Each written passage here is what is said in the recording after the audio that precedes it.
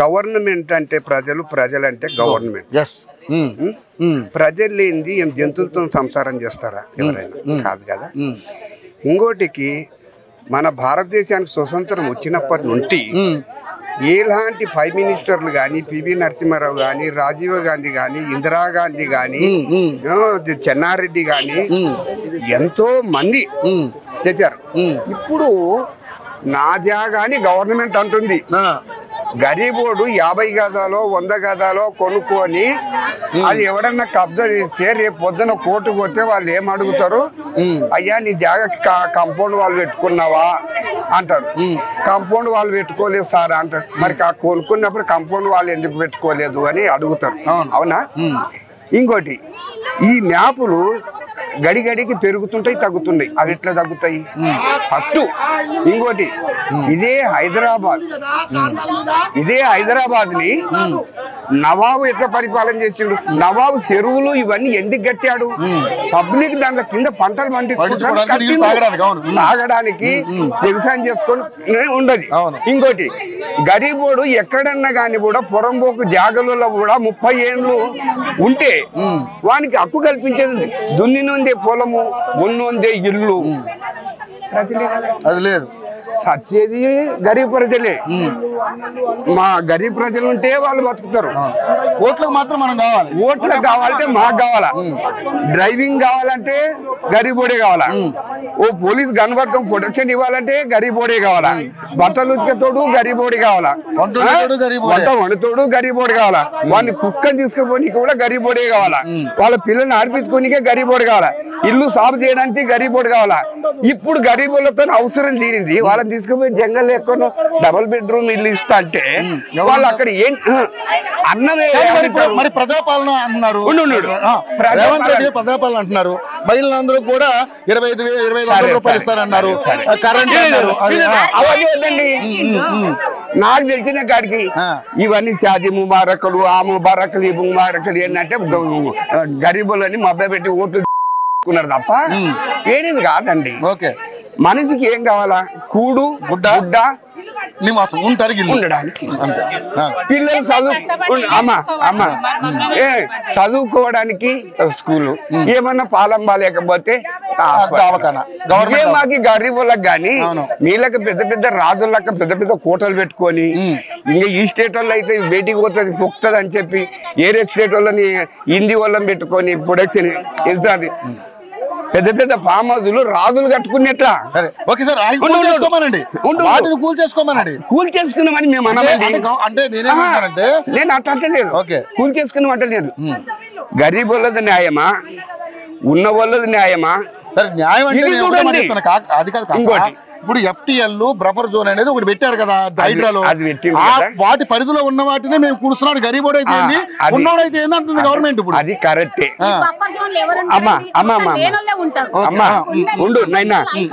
Bumper zone ఈ ఖాళీలలో ఎందుకు ఉంటారు? ఐఫై గున్నోళ్ళు గరీబోడు పేదోడని చూస్తలేను అని హైడ్రా అంటుంది అన్నారు కదా. ఇట్లాంటి ఖాళీలలో ఐఫై గున్నోడు ఎవడు ఉంటాడు? ఎవరు ఉంటారా? ఎవరైనా ఐఫై గున్నోళ్ళు ఇక్కడ ఈ ఖాళీలు ఎందుకు ఉంటాడు? ఎందుకు కొంటాడు? ఇక్కడ ఏదో తక్కువకి వస్తుంది అన్నట్టుగానే కొన్ని ఉండేటోళ్ళు. ఈ మూసి పక్కన వాళ్ళ దోమలు, ఈగలు ఇవన్నీ ఉంటాయని ఎవడన్నా ఉంటాడా? ఇక్కడ ఉండరు. మరి వాళ్ళు చూస్తుంది ఎట్లా? పేదోళ్ళ మీదనే కదా. ఇప్పుడు పాములు మా కాళ్ళ కిందికి వెళ్ళి పోయినా గానీ మేము కష్టపడ్డ సొమ్ము పెట్టి కొన్నామని అన్ని ఓర్చుకొని చిన్న పిల్లల్ని పట్టుకొని ఉన్నాం మేము. లేదండి, కూల్చివేతలు ఏమంటుందంటే ప్రజలకు అన్యాయం జరగకుండా వాళ్ళకి కావాలంటే ఆడ డబుల్ బెడ్రూమ్ అవసరం లేదు. ప్రజలకి ఎక్కడైతే ఇల్లు పోతున్నావో ఆ సైడే వాళ్ళకి జాగా ఇచ్చి పోయిన కొనాలంటే మూసి డెవలప్మెంట్ చేయడానికి డబ్బులు ఉన్నాయి. గరీబానికి జాగా చేయడానికి డబ్బులు లేవా గవర్నమెంట్ దగ్గర? కొత్త గవర్నమెంట్ కొత్త గవర్నమెంట్ వచ్చినప్పుడు ఏమంటాడు? అరే పోయిన సీఎం అంతా అప్పులు చేసి పెట్టిండు, నేను అందరినీ పోషిస్తున్నా అని వీళ్ళు అంటాడు. ఉండు, మళ్ళా వాడు వచ్చినప్పుడు ఏమంటాడు? వీళ్ళు మొత్తం అప్పులు చేసిపోయినరు, మేమే పెడుతున్నాము, అన్ని మానెత్తిన పోయినరు వీళ్ళు అంటారు. దాని ఎవరు జిమ్మదారి? ఇప్పుడు ఉండు, రిటైర్మెంట్ అయ్యేటప్పుడు ఫైల్ క్లియర్ చేసి ఎంత బడ్జెట్ ఉంది, ఎంత మిలిగింది, ఎంత గరీబులకు డెవలప్మెంట్ చేసినాము, ఎన్ని ఉసుకులు, ఇవన్నీ క్లియర్ చేసినాక అప్పుడు దిగిపోవాలి. Okay right. మొత్తానికి ఓకే రైట్. ఇప్పుడు మీ ప్రధానమైన డిమాండ్ ఏంటంటే ఇక్కడ మీకు ఈ కోల్పోయిన ఇళ్ళకి రేటు కట్టివ్వాలి. రేటు కట్టించి మా ల్యాండ్ కి ఎంత రేట్ ఉంది, మా కట్టిన డబల్ రేట్ అయితే ఇవ్వాలి. డబల్ రేట్ ఇవ్వడం అనేది ఇవ్వలే, ఉన్న రేట్ ఇస్తే చాలు మనకి. డబుల్ రేట్ వద్దన్నా ఈ ఏరియాలో ఎంతైతే నడుస్తుందో ఈ ఏరియాలో ఆ రేటు కట్టించి ఇల్లు కట్టినందుకు ఎంత డబ్బులు అయింది, కన్స్ట్రక్షన్ వాల్యూ, జాగా వాల్యూ కట్టించి మాకు కొంచెం టైం ఇస్తే మాకు డబ్బులు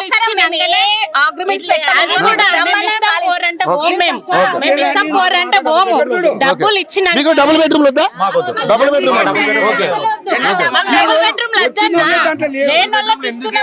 ఇల్లు కష్టపడి సంపాదించుకొని కట్టుకుని ఇల్లు వదిలేసుకొని డబుల్ బెడ్రూమ్ కావాలి వాళ్ళకు. ఇప్పుడు ఉన్న ఇల్లు ఎందుకు కూల్చాలి వాళ్ళకి చెప్పు. మరి లేని వాళ్ళకి డబుల్ బెడ్రూమ్, వీళ్ళు కష్టపడి కట్టుకున్న ఇల్లు తీసేసి డబుల్ బెడ్రూమ్ ఇస్తావా? లేనానికి 1600 ఏమో ఇల్లు తీస్తావు, ఎందుకు తీస్తావు? నీకు అసలు FTL ఏడు దాకా ఉంది. మొన్న 2021 లో పెద్ద వరదలు వచ్చినాయి, ఒక్క చుక్క నీళ్ళు రాలేదు. చూసిరా ఒక చుక్క రాలేదు. నువ్వు ఏడుకెళ్ళి కొలుస్తున్నావు, FTL ఏడుకెళ్ళి బఫర్ రాదమ్మా, ఏడుకెళ్ళి కొలుస్తున్నావు నువ్వు చెప్పు నాకు. స్టాంప్ డ్యూటీ కట్టించుకుంటావు, రిజిస్ట్రేషన్ లో ఇదాయి, కరెంటు ఎందుకు ఇస్తావు? కరెంట్ మీటర్ మరి నువ్వు చెప్పు నాకు. గవర్నమెంట్ కాదా ఇచ్చింది? అది రోడ్లు వస్తాయి, మంజీరా లైన్ వస్తాయి, అన్ని వస్తాయి. నువ్వు స్టాంప్ డ్యూటీ కట్టించుకుంటావు, అన్ని పైసలు దొబ్బేటి దొబ్బుతారు. మళ్ళీ లాస్ట్ వచ్చేసరికి నాకు ఈ బఫర్ ఈ దాకా వస్తుందని చెప్తారా? ఎంత ఒక్కొక్కరికి నిద్ర పడతలేదు తెలుసా? ఒక్కొక్కరికి నిద్ర పడతలేదు. బీపీ పేషెంట్, షుగర్ పేషెంట్ ఉన్నారు ఇక్కడ. తమాషాలా లేడానికి నువ్వు డబుల్ బెడ్రూమ్ వీళ్ళు కష్టపడి కట్టుకున్నారు, ఇది గుల్లగొట్టినాక వీళ్ళకే ఇస్తావా?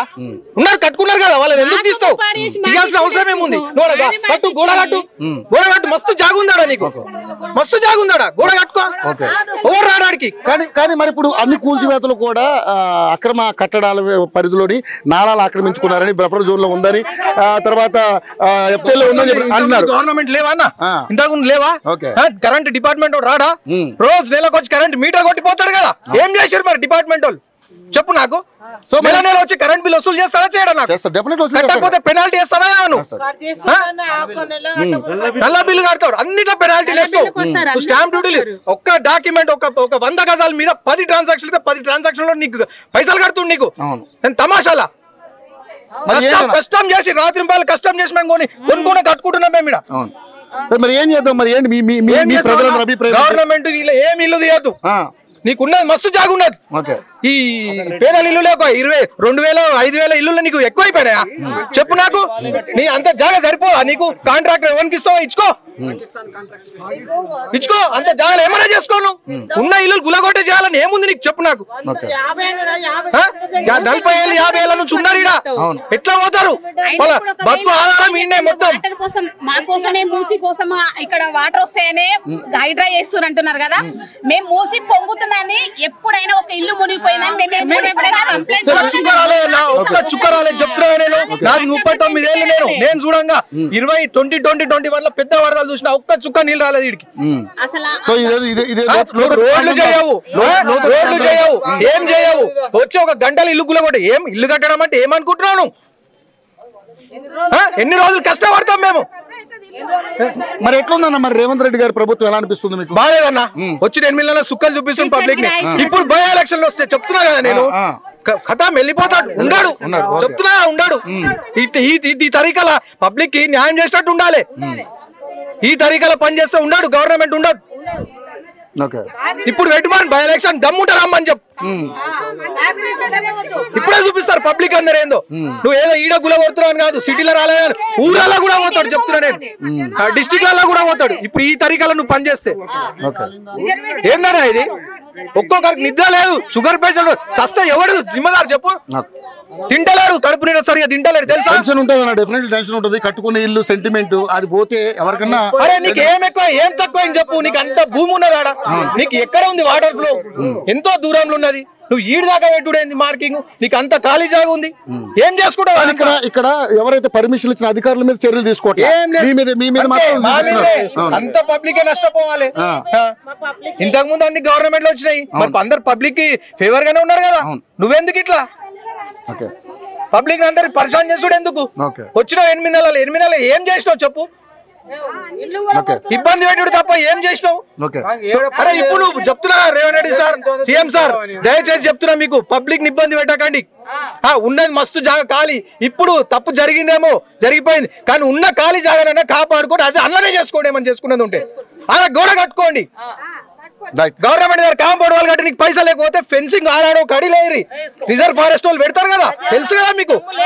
పబ్లిక్ భయం అవుతుంది అటు పోవాలంటే. అలా పెట్టినట్లా ఆ పనులు చేయరు, వచ్చి గులగొట్టి పడేస్తారు. ఎన్ని లక్షలు నష్టపోతాం, కోట్లు నష్టపోతారు పబ్లిక్, తెలుసా మీకు? సో మొత్తానికైతే ఇక్కడ ఉన్నటువంటి ప్రతి ఒక్క ఎవరిని కదిలించినా కూడా ఆవేదన వ్యక్తం చేస్తా ఉన్నారు చాలా మంది మహిళలు. ఎంతో సెంటిమెంట్ గా 20 ఏళ్ళు 30 ఏళ్ళు పైసా కూడబెట్టుకుని ఇక్కడ కట్టుకుంటే ఈ రోజు వచ్చి ఆల్ ఆఫ్ సడన్ గా కూల్చేస్తామంటే ఎవరు ఒప్పుకుంటారు? ఈ ప్రభుత్వం ఇలాంటి నిరంకుశ పరిపాలన చేస్తుంది కాబట్టి దీనికి మేము తప్పకుండా చరమగీతం పాడతామని చెప్పేసి ఆవేదన వ్యక్తం చేస్తున్నారు.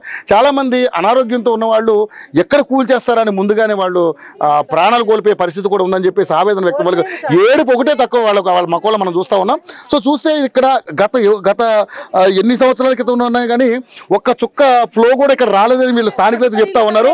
ఎంత పెద్ద వరద వచ్చినా, ఎంత పెద్ద వర్షం కురిచినా కూడా ఇక్కడ ఇది మునిగే పరిస్థితి లేదు. ఇది అసలు FTL లో ఉందా లేదా అనేది ఏం ఎవరికి ఇక్కడ క్లారిటీ లేదు.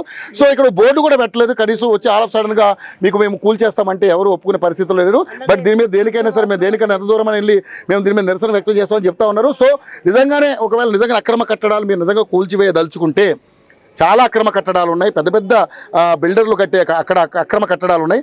ముందు పెద్ద పెద్ద నాయకులు సంపాదించుకున్న ఆస్తుల మీద పడండి, పేద ప్రజల మీద కాదని చెప్పేసి అసలు ఆవేదన వ్యక్తం చేస్తా ఉన్నారు. ఓకే, కష్టపడి రావాలి, గెలిపించారా? కావాలి మాకు మంచిగా ప్రేమంగా మంచిగా చూస్తాడేమో, ఈ కేసీఆర్ కంటే ఇంకా మంచిగా చూస్తాడు అనుకున్నాము. అనుకొని గెలిపిస్తే మా పొట్ట మీద మన్ను వస్తాడా, మమ్మల్ని చెప్తాడా?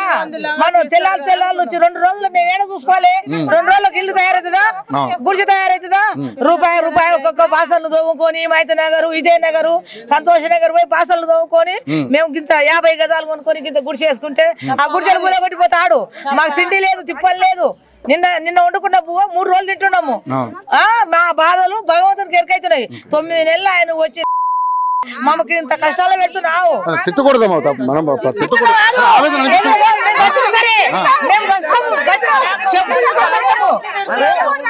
వచ్చిన సరే వారికి ఎవరైనా ఉలవడానికి వచ్చిన అనుకో వారి పెట్రోల్ తల పెడతాం, మేము తల పెట్టుకుంటాం.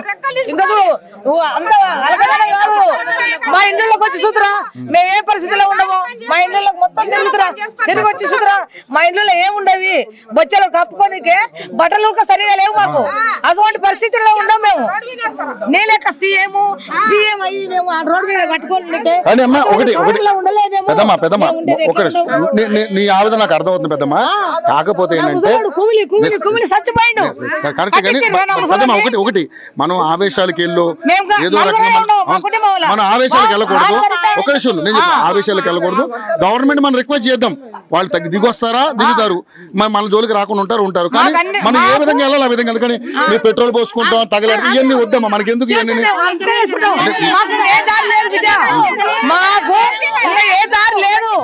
మేము ఇన్ని రోజుల సంది కష్టపడి గింత గుడిసెకొచ్చుకున్నాం. 30-40 సంవత్సరాలు చచ్చిపోతాము. వాడు కేసులు తీసుకొని వచ్చినట్టు అన్నలే వండుకుంటాం, బరాబరి చచ్చిపోతాం. రైట్. సో మహిళలందరూ కూడా చాలా ఆవేదన వ్యక్తం చేస్తా ఉన్నారు.